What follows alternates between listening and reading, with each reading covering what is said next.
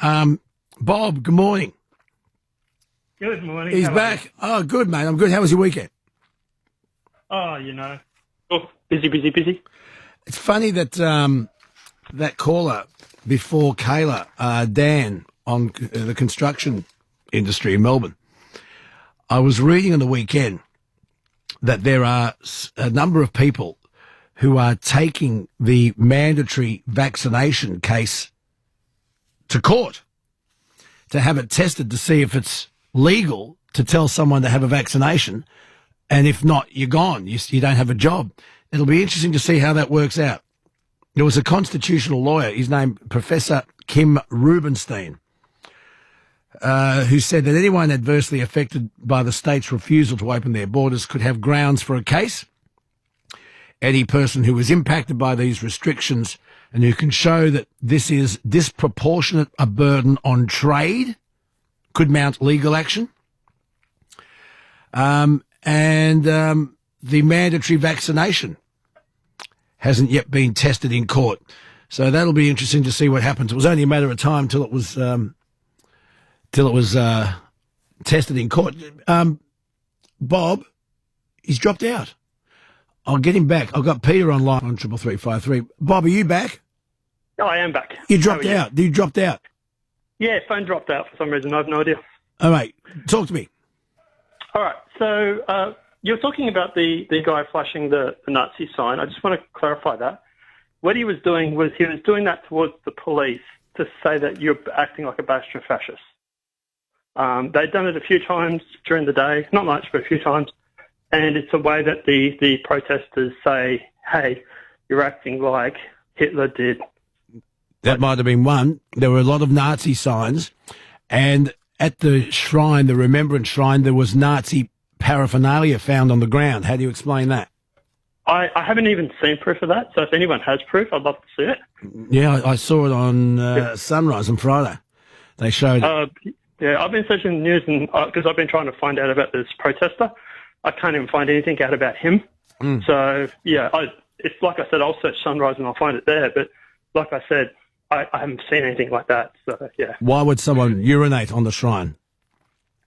Once again, yeah, like I say, I want to see proof. As far as I know, the protesters were actually supporting or in support of the diggers. They were actually saying, lest we forget. You don't go saying that if you hate the service. What they're basically, the reason they went there was to say, hey, these guys fought for us, for our freedoms, and now you're acting like a bunch of fascists. And I've told you before, I have a very strong military family. I was in the services, I'm not saying which one, but I was. I don't have a problem with protesters being peaceful at the shrine. If they're urinating on it, I have a problem with that.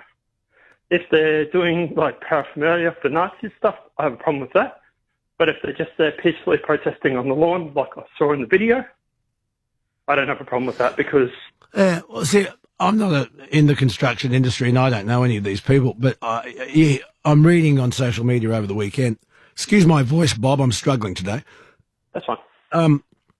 That they believe a lot of the protesters weren't actually construction or builders, they were ring-ins.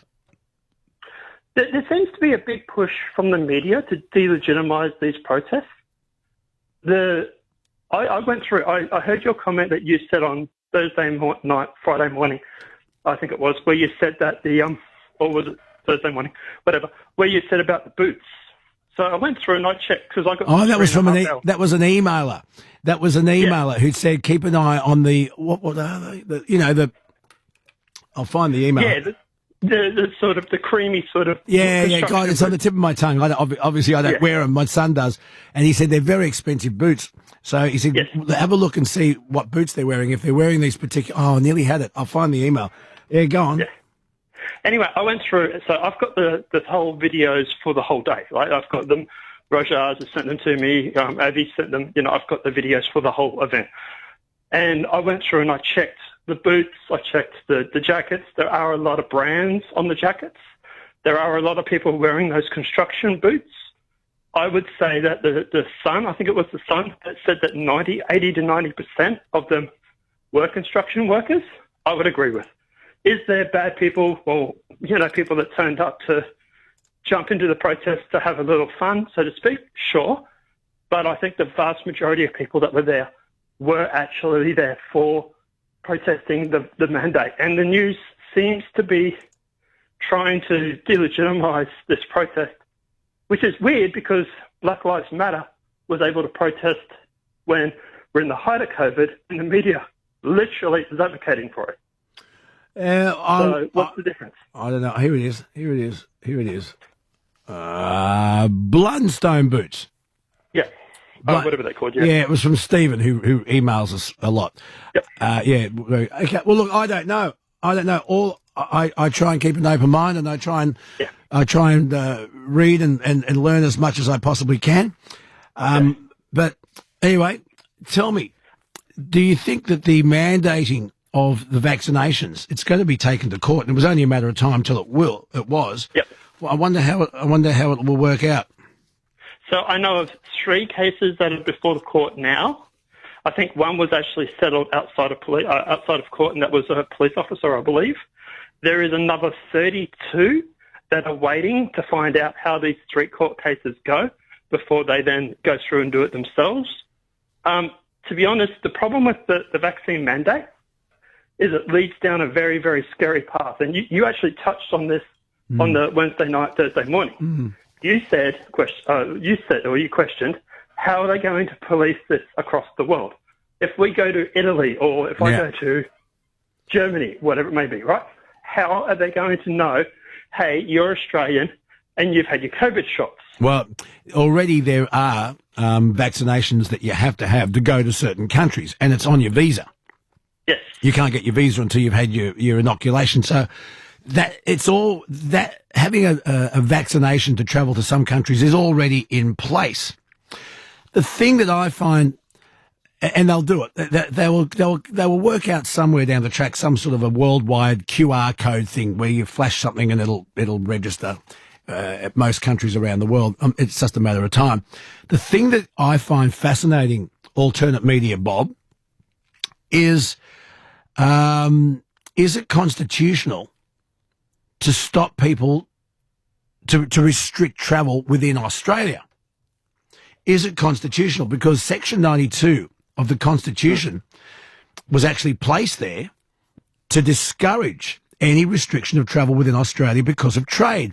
Back in the days of the colonies, people were fighting for the right to be able to travel wherever they wanted in Australia in order to be able to trade, especially if, say, they were on riverboats going from one state to another. And so Section 92 of the Constitution is there to prevent restriction of travel within the federation that is Australia. So I'm going to watch this with great interest. Also, the question is, you have to ask too, is if people aren't vaccinated, how are you going to stop them from buying food and groceries? Yes, I think that will be an exemption. But you're absolutely, they'll say, I think that at the moment they're saying non-vaccinated people will only be able to go to essential shopping. Post office was one, food was another, petrol was another one. I can't remember if bottle shops were. Look, you know what? It's a shit fight, Bob, and it's a path. It's a path we haven't been down before. It's a path I never thought we'd have to go down, but it's a changing world. I mean, here's a question for you: Are masks here to stay? Just putting it out there. Are we going to just be used to now putting on a mask when we go into a shop? Well, here's another question for you, and I agree with your question that yes, I think they are here to stay. Here's another question for you: QR codes, are they here to stay? Yeah, I think they are. What about booster shots? They're already saying this Delta variant of COVID is already having less effect when it comes to the vaccine. What if now they said there's the NU variant, I think it is.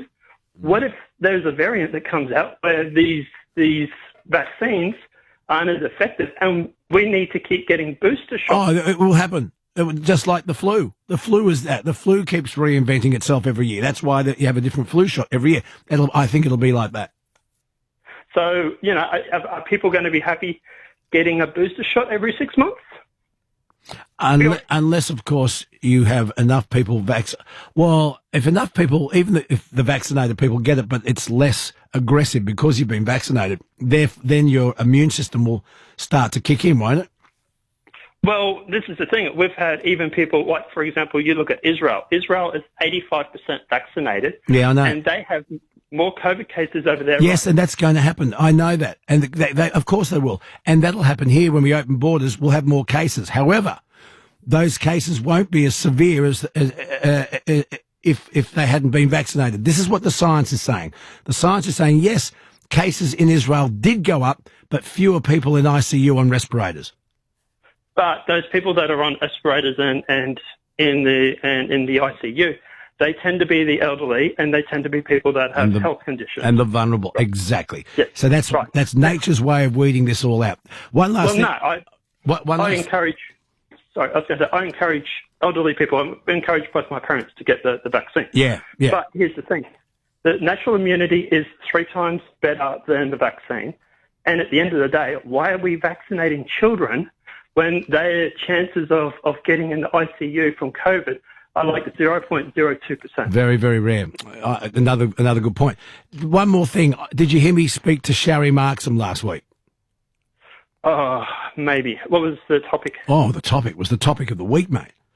She had an exclusive on Sky News in the wake of her book, What Really Happened in Wuhan. You would love it. Get a copy of the book and read it. She has done enormous research.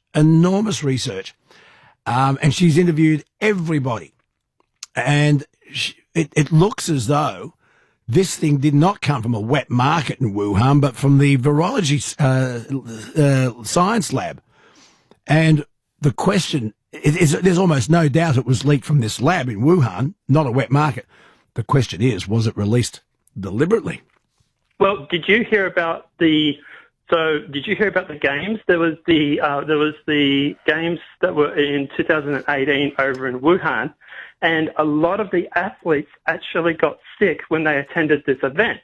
Some guy has come out, some Chinese guy who's defected to America, has come out and said that was actually an intentional leak, and that was then testing bioweapons. Now, take what he's saying with a grain of salt, but there have been a whole bunch of athletes back in 2018 that did get sick, and they still don't know the origins of it. And yeah, he, like I say, he could be onto something. Well, I'm telling you, go to our podcast, Bob.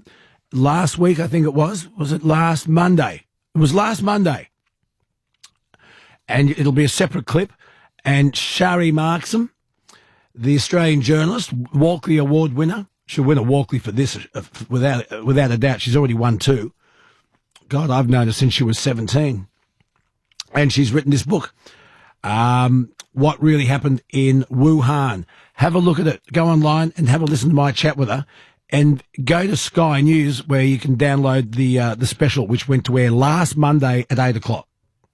Well, I've got to keep going, mate. Yeah, but it's interesting that we say that now, but 18 months ago when I rang and we spoke, that's what I originally said it was. It came from the lab. Came from the lab. Looks like it did, but was it released deliberately? Anyway, Bob, I've got to keep moving. Try and look up Sharri Markson, okay? I'll definitely check it out. Markson with an N, not an M. Sharri Markson. What Really Happened in Wuhan. It's fascinating stuff. You're listening to The Night Shift around Australia on the Triple M Network.